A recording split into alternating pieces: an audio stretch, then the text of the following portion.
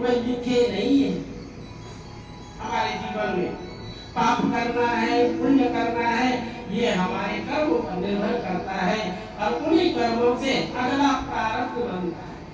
अगला मतलब इस शरीर छोड़ने के पश्चात अगला प्रारब्ध बनेगा, जिसको हम भाग्य कहेंगे और फिर उस भाग्य के अनुकूल हमें चलना पड़ेगा। तो आज हम जो कर्म करेंगे उन कर्मों का फल आगे मिलने वाला है। इसलिए भक्तजनों, शुभस्य शीघ्रम, शुभ कर्म शीघ्राति शीघ्र कर लेना चाहिए। तो आइए पूज्य पाप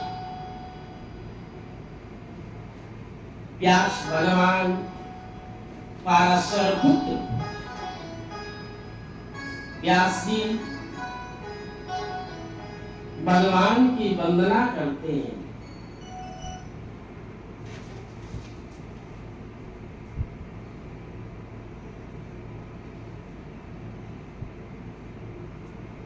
जैसे तोन बयान करता जाठे सुजी स्वरा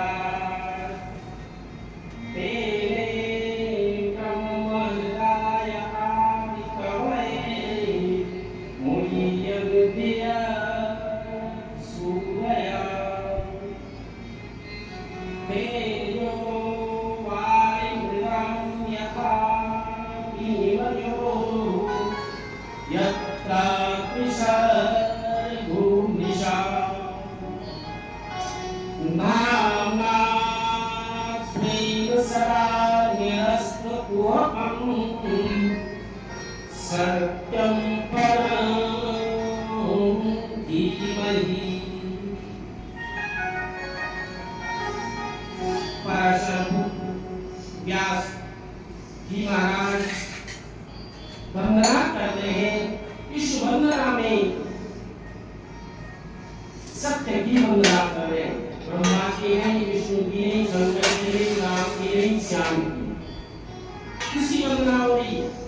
सत्यम परम धीमहि, हे सत्य जगदीश्वर, हे परमात्मा, मुझे धीमहि, मुझे बुद्धि दो, बुद्धि योना प्रचोदयात्। गायत्री मंत्र आप जानते हैं, गायत्री मंत्र में आता है धियो योना प्रचोदयात्, धीमहि बुद्धि, मेरी बुद्धि को निर्मल करे। और बुद्धिर्यस्य बलम तस्य, वही शक्ति है, वही बल है। तो व्यास जी अपनी बुद्धि की निर्मलता के कामना कर रहे, प्रार्थना कर रहे सत्य जगदीश्वर से, परमात्मा से। कौन है वही परमात्मा, कौन है वह सत्य?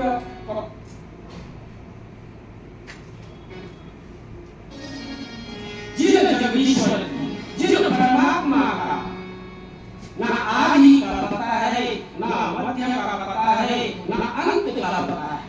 भगवान कैसे, परमात्मा कैसे?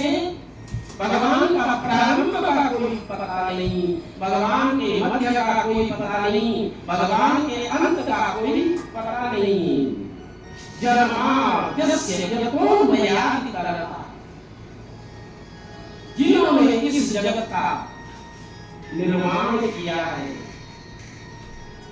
वह सत्य जगदीश्वर। चार थे स्वराट, स्वराट हमें आपको भगवान ने बनाया, लेकिन भगवान तो ये भगवान सत्य जगदीश्वर स्वराट अपने आप करने वाली अपनी शक्ति से उत्पन्न स्वराट है, जिन्होंने अपने आप अपना निर्माण किया हुआ वही परमात्मा है। और वही परमात्मा क्या करते? तेने ब्रह्म हृदय आदि कवये, उन्होंने ही ब्रह्मा का निर्माण किया, उन्होंने ही ब्रह्मा जी को वेदों का ज्ञान दिया। बड़े बड़े जो बुद्धिमान जो बुद्धि रखते हैं वह बुद्धि परमात्मा ही देने वाले हैं।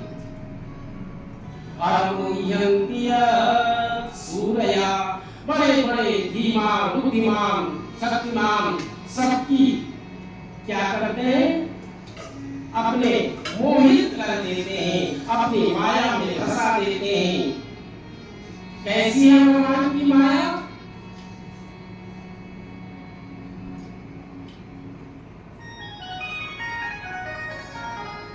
भगवान की जो माया है, जो दिख रहा है, यह है नहीं। माया किसी ने नहीं, छाया जैसी माया और छाया दिखता तो है लेकिन सत्य नहीं है। कैसे? जैसे हम पानी की परात में जल परात में जल भर दें और उस जल में सूर्य का दर्शन करें, अगर हम उस जल में सूर्य को भूलना चाहें तो क्या सूर्य नारायण मिल सकते हैं, प्राप्त हो सकते हैं? नहीं। जबकि उस परात में सूर्य का दर्शन हो रहा है, उस जल में चंद्रमा का दर्शन हो रहा है, लेकिन हम प्राप्त करना चाहें तो हम सूर्य चंद्रमा को प्राप्त नहीं कर सकते। विधिमयो यत्र त्रिसर्गो वृषा, जैसे परात का जल का सूर्य सत्य नहीं है, ऐसे ही यह जगत दिख तो रहा है लेकिन सत्य नहीं है, और पकड़ना चाहो तो पकड़ नहीं आ सकता। और हम सब वही वृथा प्रयास कर रहे, जगत को पकड़ना चाहते, वो पकड़ने में आ ही नहीं सकता। यह तो माया है। यत्र त्रिसर्गो वृषा, जो तीनों काम में वृषा है, झूठ है।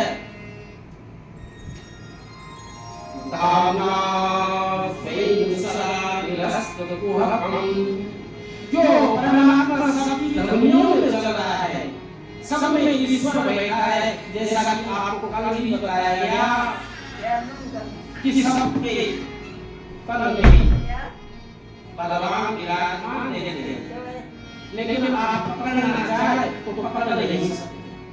वो अदृश्य है, होकर भी जो नहीं दिखता है, ना होकर भी जो प्रतीत होता है, वही परमात्मा, वही ईश्वर की जो नाम है, श्याम है, ये भगवान का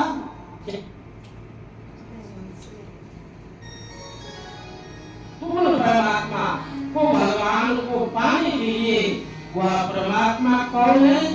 व्यास जी कहते हैं सत्यम परम धीमहि, हे सत्य जगदीश्वर, मेरी बुद्धि को निर्मल करें, पावन करें।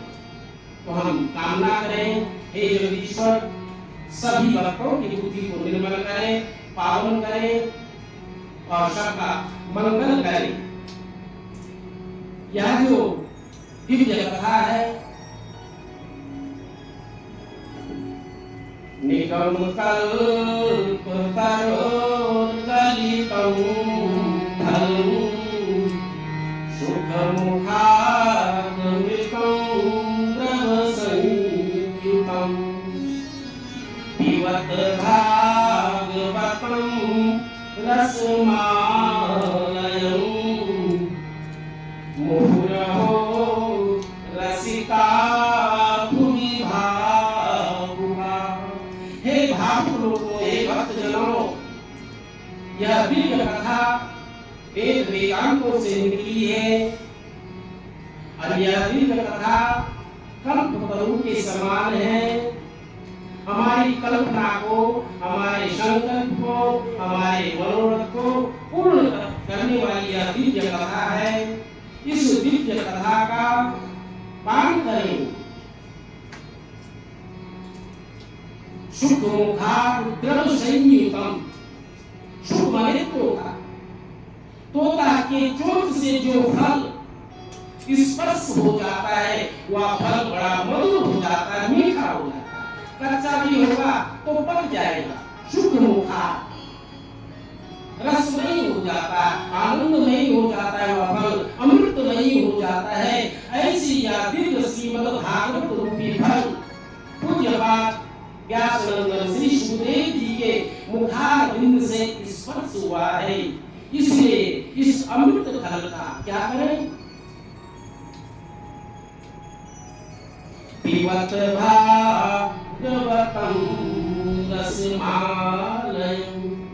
पियो इस फल को खाया जाता है, लेकिन यहाँ बताया जा रहा पिबत। अब फल दिया तो जाता नहीं, जल दिया जाता है, लेकिन ये शास्त्रकार कह रहे हैं पिबत। तो कैसे पीना हमने इस दिव्य फल को, इस दिव्य रस को, इस अमृत फल का पान कैसे करना?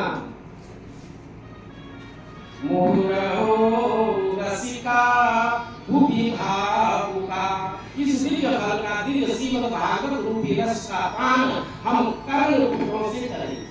इसको कान से किया जाता है, सुनकर, और कान से सुनकर इधर से इधर नहीं करना, इधर से इधर नहीं करना।